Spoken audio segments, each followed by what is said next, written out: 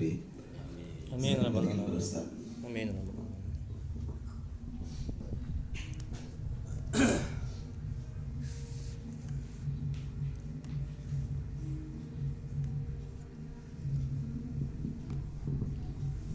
Bismillahirrahmanirrahim. Assalamualaikum warahmatullahi wabarakatuh. Waalaikumsalam warahmatullahi wabarakatuh. Alhamdulillahirabbil alamin wa bihi nasta'in ala umuri dunya waddin. Asyhadu an la ilaha illallah wahdahu la syarika lah wa asyhadu anna Muhammadan abduhu wa rasuluh. Allahumma shalli wa sallim wa barik ala sayyidina Muhammad abdika wa rasulika nabiyil ummi wa ala alihi washabihi ajma'in. Rabbi shrah li sadri wa yassir li amri wabdata min lisani yafqahu qawli. Rabbana zidna ilma warzuqna fahma waj'alna minas sholihin. Ya Allah, ya Rabb, yang Maha Pengasih lagi Maha Penyayang, ampuni ya Allah dosa kedua orang tua kami. Ampuni ya Allah dosa kami ya Rabb. Ya Allah, mudahkan kami mencari ilmu, mudahkan kami mempelajari ilmu, mudahkan kami memahami ilmu dan mengamalkannya ya Rabb. Ya Allah, berkahi majelis ini, berkahi ya Allah rumah kami ya Rabb. Amin ya rabbal alamin. Mari kita mulai kajian fikih kitab Syafi'i, mazhab Syafi'i ya. Karangan Imam Syafi'i ya. Semoga Allah merahmati dan meridhoinya. Amin ya rabbal alamin. Dengan membacakan umul kitab, adapun pahalanya kita hadiahkan untuk Nabi Muhammad SAW, terpakai dan sahabat-sahabatnya, dan untuk para tabi'in, tabi'in, untuk Syekh Al-Qadir Al-Jailani, untuk Imam Syafi'i, untuk guru-guru kita, kedua orang tua kita, serta untuk kaum muslimin dan muslimat pada umumnya. Al-Fatihah. A'udzu billahi minasy syaithanir rajim. Bismillahirrahmanirrahim. Alhamdulillahi rabbil alamin. Ar-Rahmanir Rahim. Maliki yaumiddin. Iyyaka na'budu wa iyyaka nasta'in. Ihdinas siratal mustaqim. Siratal ladzina an'amta 'alaihim ghairil maghdubi 'alaihim waladdallin. Amin. Ilahi anta maksudi wa ridhaka madlubi. Ya Allah, Engkau yang kami tuju, keridhaan-Mu yang kami cari. Amin ya rabbal alamin. Bapak yayasan, Ibu yayasan yang dirahmati oleh Allah Subhanahu wa taala, yang saya hormati, dan Bapak Ibu yang dirahmati oleh Allah Subhanahu wa taala. Amin ya rabbal alamin. Baik, topik kajian fikih kita pada hari ini adalah baligh ya. Baligh diambil dari kata bahasa Arab yang secara bahasa memiliki arti sampai. Maksudnya telah sampainya usia seseorang pada tahap kedewasaan. Syekh Salim bin Sumair Al-Hadrami, semoga Allah merahmati dan meridhoinya. Amin. Bila mengatakan dalam kitabnya Safinatun Najah, menyebutkan ada 3 hal yang menandai bahwa seorang anak telah menginjak akhir balik. Ketiga tanda balik tersebut adalah sempurnanya umur 15 tahun bagi anak laki-laki dan perempuan. Nah, jadi yang dikatakan balik itu adalah umur anak laki-laki maupun umur anak perempuan menginjak 15 tahun. Kemudian yang kedua, keluarnya sperma setelah berumur 9 tahun bagi anak laki-laki dan perempuan. Kemudian menstruasi atau haid setelah berumur 9 tahun bagi anak laki-laki perempuan. Jadi ada berapa, Bu? 3 yang dikatakan balik. Yang pertama umur 15 tahun. Ini harus tahu anak kita ini. Sekarang banyak orang tua yang nggak tahu anaknya sudah balik atau belum, sudah mens atau belum, sudah haid atau belum, ya. Jadi dia belum akil balik, belum haid, kemudian belum keluar sperma, dibawa ke masjid, kemudian diletakkan di tengah-tengah saf orang dewasa. Wah, bahaya itu. Ya. Jadi nggak sempurna sholatnya. Karena apa? Karena ada anak kecil yang belum balik. Nah, terputus saf itu. Nah, jadi ini penting untuk diketahui bagi orang tua, ya, apakah anak itu sudah akan balik atau belum. Nah, kalau dia belum balik, jangan dia diletakkan di saf orang dewasa. Nah, dia letakkan di belakang kalau dia sholat. Nah, kalau dia nggak mau, maka anak itu diletakkan di mana, Bu? Oh, Bu, paling ujung. Nah, ya, paling ujung dekat tembok, dekat dinding. Kalau dia nggak mau di saf di belakang. Kadang kan ada anak kan nangis kadang kan, dia maunya ikut sama bapaknya atau ibunya. Hanya tolong diperhatikan, ini penting, ya. Nah, jemaah saya juga begitu, nggak tahu anak-anak kapan dia balik atau enggak, kapan dia haid atau enggak, ya. Nah, ketika anaknya keluar darah dalam kemaluannya, bingung orang tuanya, ini darah apa ini? Nah, ya. Ini penting, ya.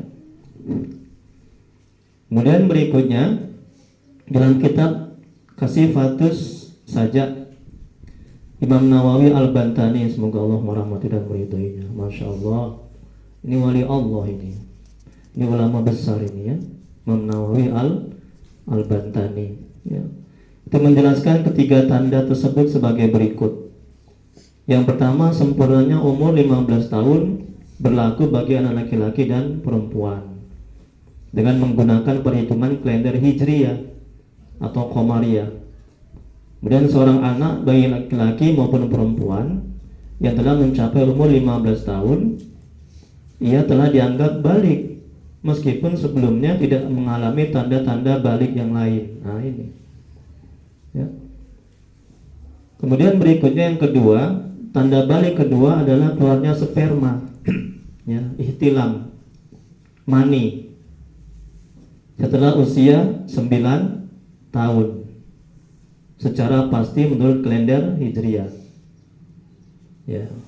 Ibu, mani najis atau enggak, Bu? Oh, Bu, tolong jawab. Mani itu najis atau enggak?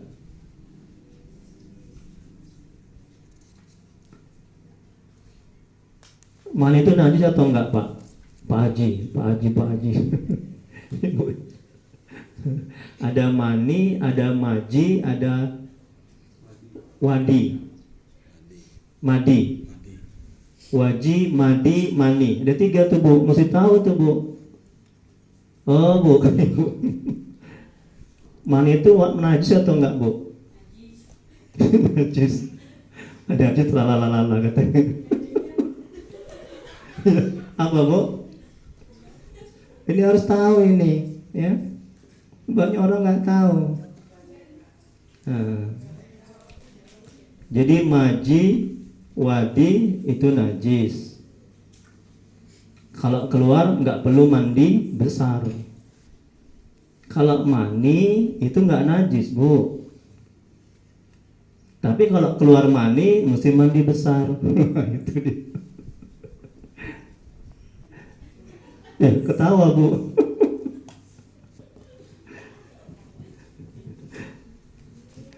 Jadi harus tahu ya, Bu, ya. Nanti keluar mandi nggak mandi besar, ya. Keluar maji, keluar madi, madi apa wadi? Wadi, ya, air wadi. Itu dia mandi besar, terbalik, ya. Jadi harus diketahui. Ini berkenaan dengan mani tadi. Nomor 2. Tanda balik kedua adalah keluarnya sperma, ihtilam setelah usia 9. Itu dia, Pak. 9 tahun secara pasti menurut kalender Hijriyah. Meskipun tidak benar-benar mengeluarkan sperma, seperti merasa akan keluar sperma. Namun kemudian ia tahan sehingga tidak jadi keluar. Nah, keluarnya sperma ini menjadi tanda balik baik bagi laki-laki maupun perempuan, baik keluar pada waktu tidur ataupun terjaga, keluar dengan cara bersetubuh jima ataupun lainnya. Kemudian yang ketiga, adapun haid atau menstruasi menjadi tanda balik hanya bagi seorang perempuan, tidak bagi seorang laki-laki. Ini terjadi bila umur anak perempuan tersebut telah mencapai usia 9 tahun. Tengok tuh Bu, berapa tahun umurnya Bu?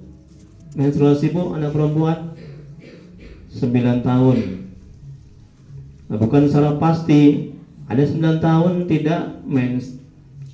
Saya ngajar malam, ngajar privat. Saya ngajar Al-Quran, ngajar manajemen hati, sama ngajar bahasa Inggris.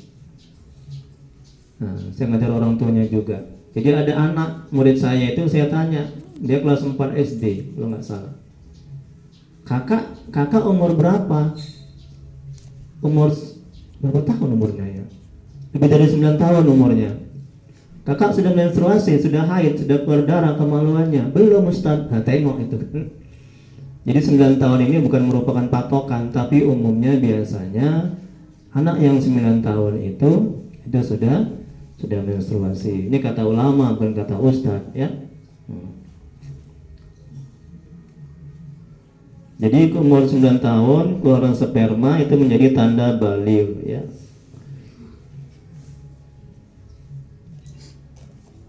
Kemudian berikutnya, seorang anak yang telah mengalami salah satu dari 3 hal tersebut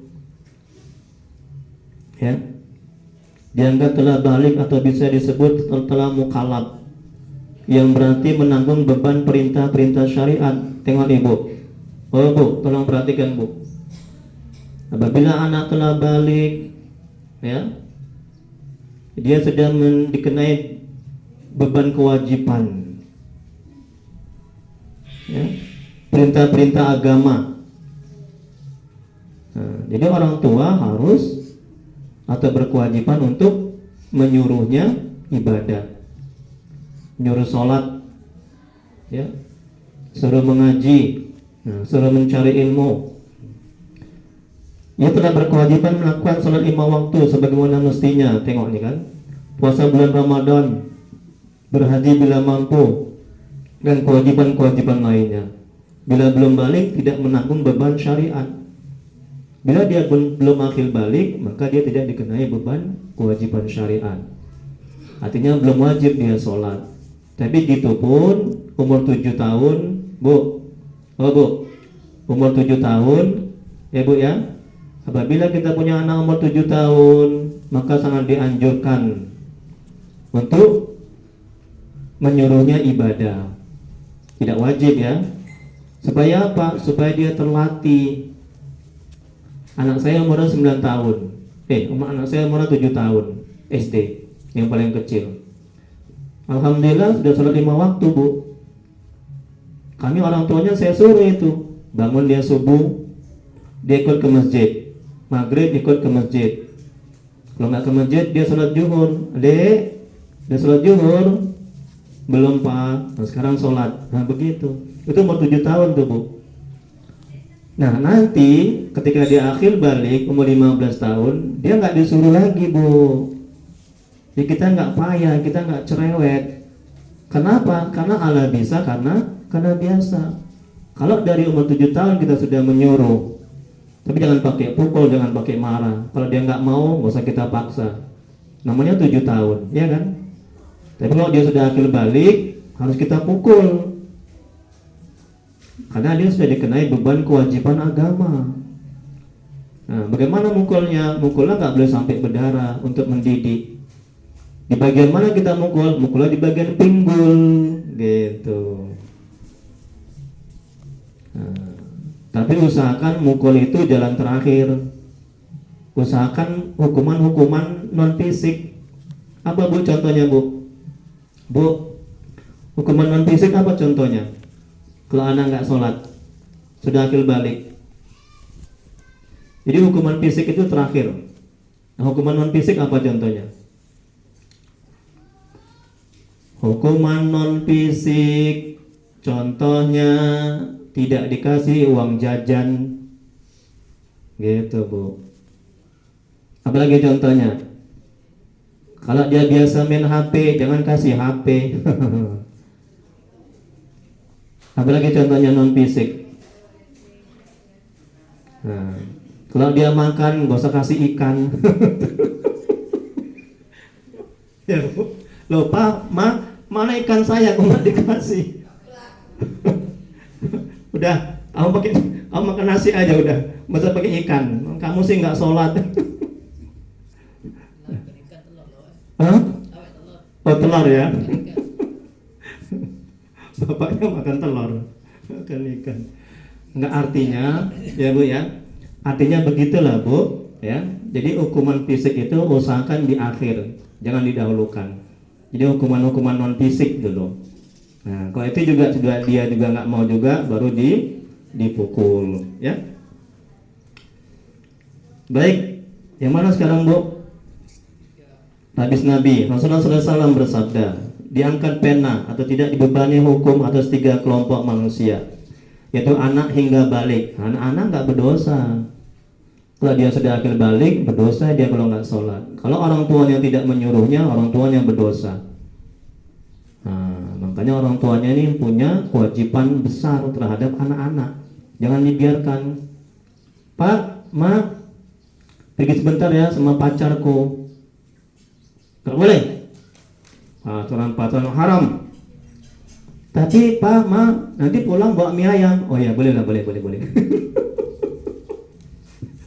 Jadi Bu, Pak, ya, dikasih mie ayam, pulang dari pacaran, itu dibolehkan. Tapi nggak dibawa mie ayam, nggak dikasih keluar. Kan ada gitu kan Pak? Ya kan Bu? Jangan Pak Jindra, senyum dia. Ya tunggu disogok dulu orang tuanya, baru dikasih. Ini namanya dayus ya. Artinya tidak ada kecemburuan sama anaknya. Nah, dan itu dosa jariah. Orang tuanya mendapat dosa, dia juga mendapat dosa. Orang tuanya mendapat dosa karena mengizinkan anaknya itu pacaran, berpergian dengan yang bukan muhrim, mahram namanya. Ya. Kemudian berikutnya, orang tidur hingga terbangun, orang tidur nggak dikenai dosa, dan orang gila hingga sembuh. Hadis riwayat Abu Daud. Semoga Allah merahmati dan meridainya. Yang terakhir halaman 2. Jadi kita tanya jawab ya. Mengenai balik. Kemudian Syekh Nawawi, semoga Allah merahmati dan meridainya, menjelaskan bahwa secara fardu kifayah, seorang anak yang telah mencapai usia 7 tahun dan telah mumayyiz. Mumayyiz itu adalah anak yang sudah bisa membedakan mana yang baik dan mana buruk. Adalah wajib bagi orang tuanya untuk memerintahkannya melakukan sholat serta segala hal yang berkaitan dengannya seperti wudu dan lainnya. Tengok nih kata Imam Nawawi. Itu umur berapa tuh Bu? Umur 7 tahun sudah diperintahkan sholat, puasa. Kalau nggak sanggup ya udah setengah hari ya. Ini mau bulan Ramadan kan. Nah itu belajar itu wudu, macam mana wudu diajari ya. Nah, kemudian kalau anak yang diajak ke masjid itu Bu, anak yang umur 4 tahun ke atas. Kalau 4 tahun ke bawah dia masih lasa, dia masih ribut, udah di rumah aja. Nah, kalau 4 tahun ke atas dia sudah bisa membedakan mana yang baik dan mana yang buruk. Nah, dia masih bisa diam ya. Nah, ini tolong disampaikan. Dan Rasulullah SAW bersabda, perintahlah anak-anak kalian untuk melakukan sholat saat mereka berumur 7 tahun. Tengok kan Bu? Ya kan Bu? Kata Nabi ini kan 7 tahun kan, pukullah mereka jika tidak melaksanakannya sholat saat mereka telah berumur 10 tahun. Nah itu bukan 15 tahun kata Nabi. Tapi berapa tahun Bu? 10 tahun sudah dipukul. Ya kan? Nah, kemudian pisahkanlah tempat tidur di antara mereka. Nah, jadi Bu, umur 10 tahun jangan lagi tidur sama orang tuanya. Nah, ya, itu bahaya. Nah, jadi nampak pula nanti anak itu orang tuanya berhubungan suami istri, anak nengok, wah dia bisa mempraktekkannya di luar, na'udzubillah. Ya. Nah, ini riwayat Abu Dawud. Jadi kalau sudah umur 10 tahun dipisah. Tidurnya jangan lagi si anak itu tidur sama orang tua. Ya. Nah, itu. Kemudian lagi pun satu hal mengenai anak ini. Kalau kita berantem, ya mudah-mudahan jangan sampai ya. Kalau kita berantem sama istri kita, sama suami kita, jangan di depan anak. Ya, marah-marah, merepet, bahkan sampai pukulan fisik. Ya, itu akan mempengaruhi jiwa, watak, karakter si anak. Anak itu menjadi keras, menjadi bandel, menjadi jahat. Karena anak ini, Bu, akan mencontoh watak, karakter, sifat orang tuanya. Nah, jadi kalau mau berantem, Mama, sini dulu, Ma. Yuk kita mau kamar dulu ya, Oma, yuk. Begitu. Ya. Jadi jangan di depan anak. Dimaki-maki istrinya, suaminya di depan anak. Si suami mukul istrinya di depan anak. Wah, ini tidak mendidik ini. Ya.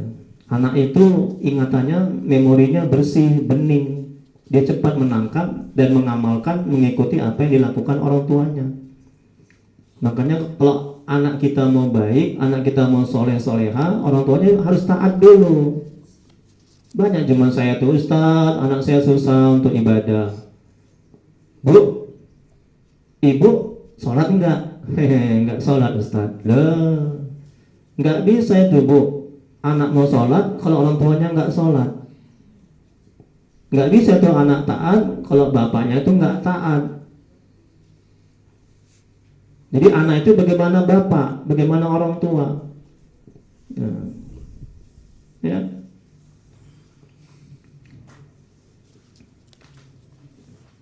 Kemudian berikutnya, orang tua juga wajib memerintahkan untuk melakukan kewajiban-kewajiban syariat lainnya, seperti berpuasa bila mampu.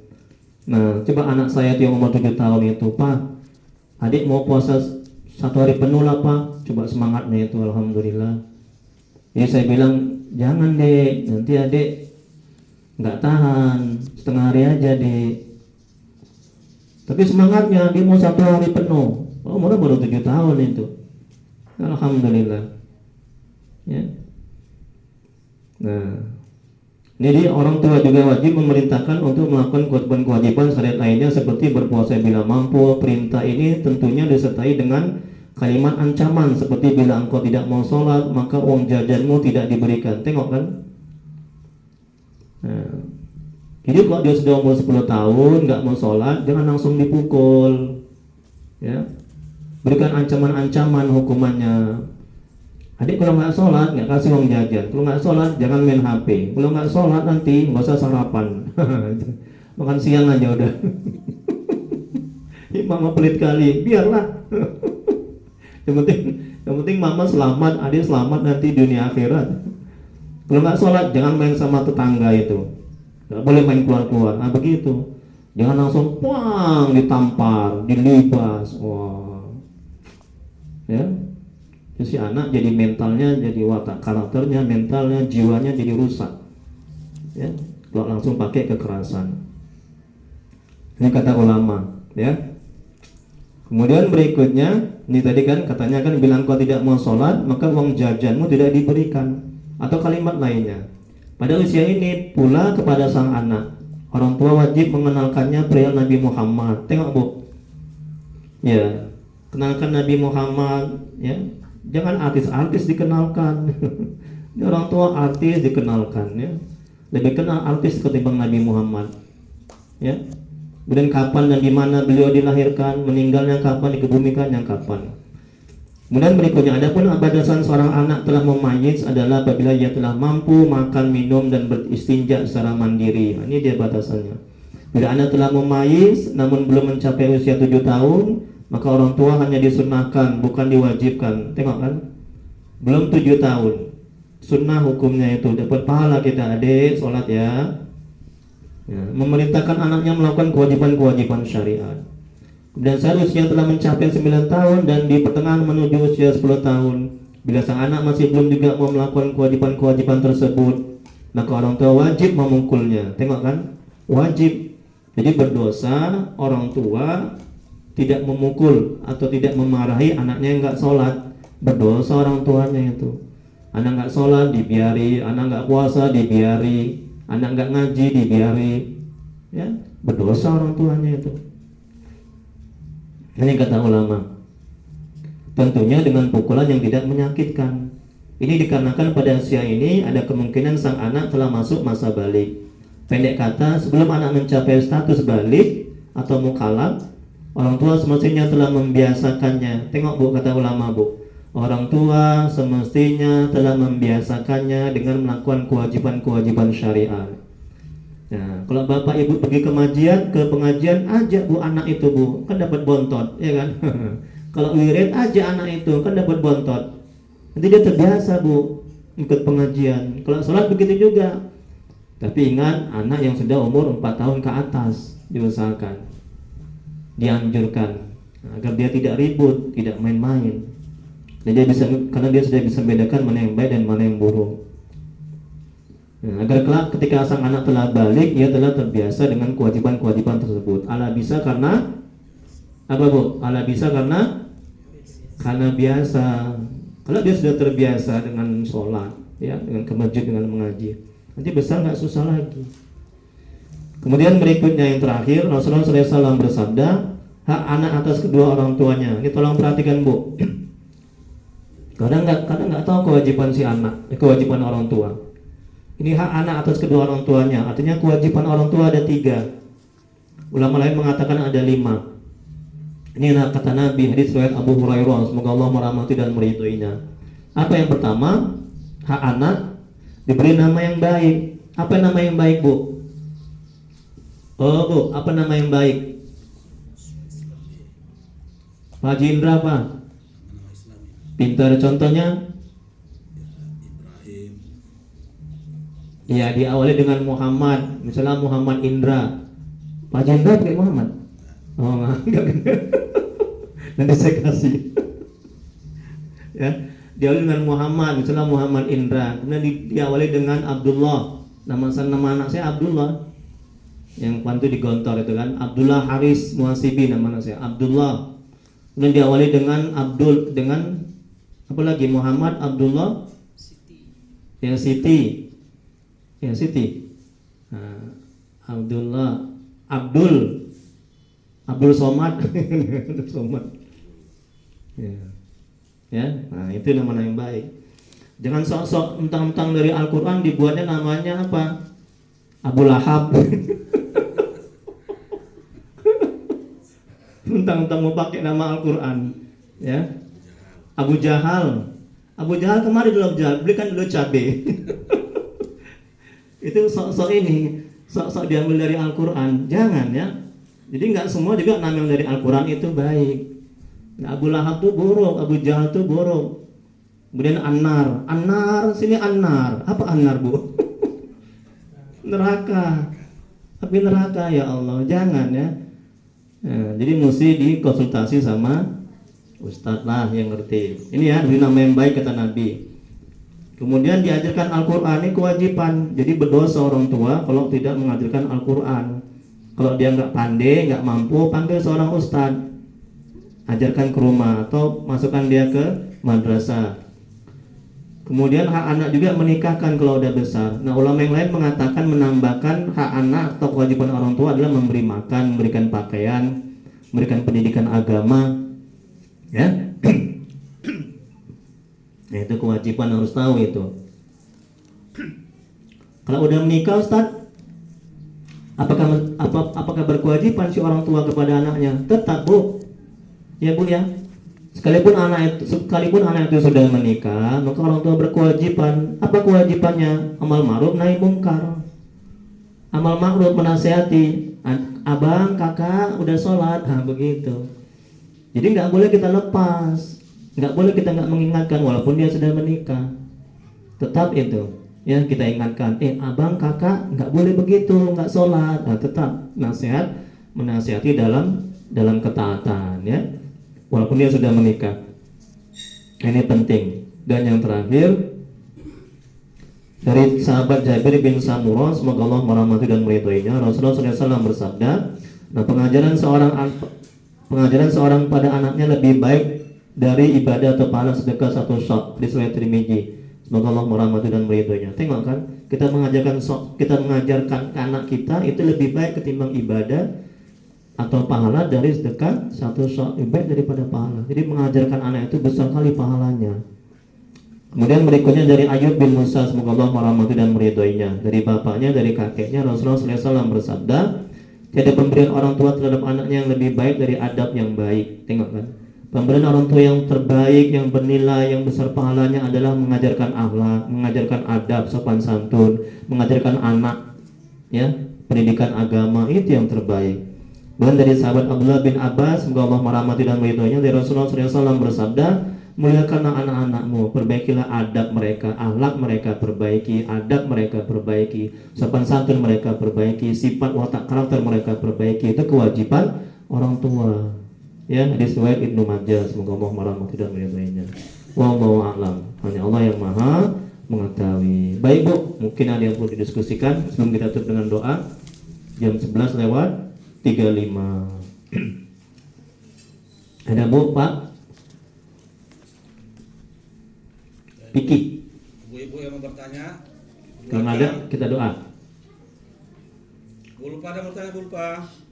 Nanti insyaallah pertemuan berikutnya tentang darah haid. Wah, ini banyak ibu-ibu nggak tahu ini berapa hari dia haid, dan kalau haid bisa nggak berhubungan badan sama suami sama istri. Nah, kemudian darah istihadah itu apa? Ya, itu fikih, itu penting, itu diketahui itu. Nah, kemudian berapa lama batasnya, maksimalnya masa suci, itu banyak ibu-ibu nggak tahu itu, wanita itu. Insya Allah pertemuan berikutnya. Baik, ada Bu? Nggak ada? Ada? Kalau nggak ada, doa kita ya. Oke, doa.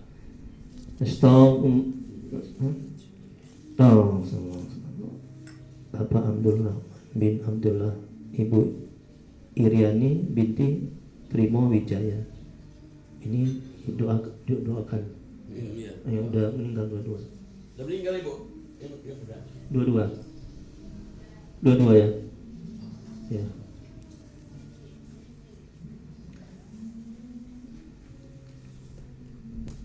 Kita baca umul kitab untuk Bapak Abdul Rahman bin Abdullah dan Ibu Iriani binti Trimo Wijaya.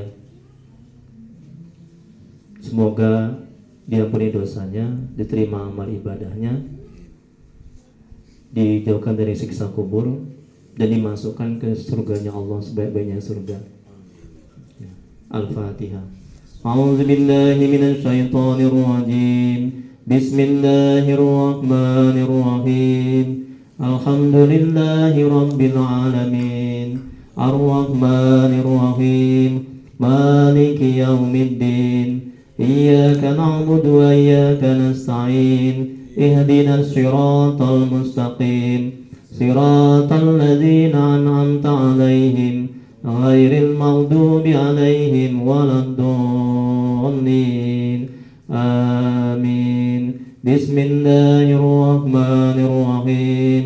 Qul huwallahu ahad, Allahus samad, lam yalid wa lam yulad wa lam yakul lahu kufuwan ahad.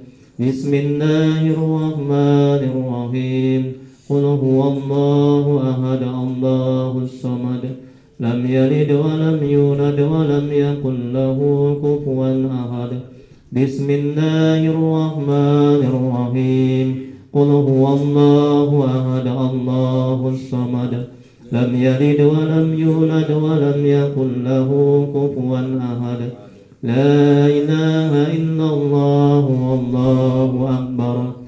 Bismillahirrahmanirrahim. Qul a'udzu birabbil falaq, min syarri ma khalaq, wa min syarri ghasiqin idza waqab, wa min syarri naffasati fil 'uqad, wa min syarri hasidin idza hasad. لا إله إلا الله والله أكبر بسم الله الرحمن الرحيم قل أعوذ برب الناس ملك الناس إله الناس من شر الوسواس الخناس الذي يوسوس في صدور الناس من الجنة والناس صدق الله العظيم استغفر الله العظيم استغفر الله العظيم استغفر الله العظيم اللهم صل على سيدنا محمد وعلى آله وصحبه اللهم صل على سيدنا محمد اللهم صل على سيدنا محمد وعلى Bismillahirrahmanirrahim. Alhamdulillahirabbil alamin hamdan yu'affi ni'amahu wa yakfi mazida. Ya rabbana lakal hamdu kama yanbaghi li jalali wajhika wa 'azimi sultanik. Allahumma shalli ala sayyidina Muhammad wa ala ali sayyidina Muhammad. Ya Allah ya Rahman ya Rahim. Dengan keberkahan dan kemuliaan Nabi Muhammad sallallahu alaihi wasallam untuk dan sahabat-sahabatnya, dengan keberkahan dan kemuliaan Syekh Abdul Qadir Al-Jailani, dengan keberkahan dan kemuliaan surah Al-Fatihah, Al-Ikhlas, Al-Falaq, An-Nas. Mohon ya Allah, ampuni ya Allah dosa kedua orang tua kami, ampuni sebesar apapun masa lalu mereka, terima amal ibadah mereka, terima tobat mereka, kasihanilah mereka ya Allah. Ya Allah, ampuni dosa orang tua kami yang telah mendahului kami, jauhkan mereka dari siksa kuburmu, jadikan kuburan mereka taman-taman surgamu, tempatkan mereka di surgamu sebaik-baik surga ya Allah. Ya Allah, ampuni dosa dan maksiat kami, ampuni sebesar apapun masa lalu kami, ampuni sebesar apapun masa lalu kami ya Allah. Terima amal ibadah kami, terima tobat kami, kasihanilah kami ya Rabb.